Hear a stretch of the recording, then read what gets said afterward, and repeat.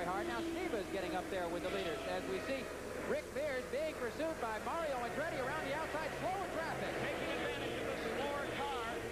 Andretti comes to the high side. John Cox drops in behind Mears on the low side. Peter Halsmer is right there in the center, and Halsmer is hit by John Cox. Halsmer climbing up on the fence. John Cox almost head on into the fence. We watch the drivers. Both drivers staying in the car. No indication of fire. Now Peter Halsmer unbuckles. No, just those two. Just those two cars. A very frustrated driver. Gordon John Cox still sitting in the cockpit of his machine. It was very tight going, coming into the first turn.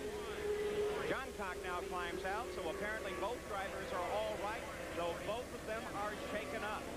An accident in the first turn. John Cox had dropped in behind Rick Mears on the low side of the course and then touched wheels with Peter Halsmer. Andretti was on the outside. The yellow flag flies at the Phoenix 150 here in the early going. Let's take a look at it once again. The approach to the first turn where the accident began. That's Peter Halsmer in the center. Gordon John Cox over on the left of your screen.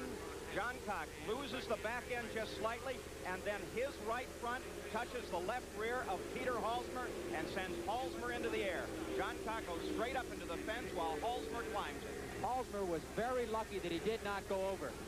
Gordon John Cox tried to make his move on the inside, stayed on the flat part of the track, was not on the bank, just could not hold it in there, and was very fortunate that Halsmer did not go over. The car almost did flip right over. As Gordon John Cox is moving into the inside of the track, he seems to be fine. He's walking just fine and under his own power, moving into the infield, but very disappointed. A frustrated and disgusted Gordon John Cox out of the race in the early going. We'll be right back. Involving Peter Halsmer and Gordon John Cox. Right now, Gary Gerald is with Gordy. Gordy just getting out of the car, Paul, walking down across the pit road. Gordy, can you tell us what happened? We know it was terribly tight traffic coming into turn one. Well, just more or less a racing accident. I don't know if you can really blame it on to anybody. There was 4 or 5 of us.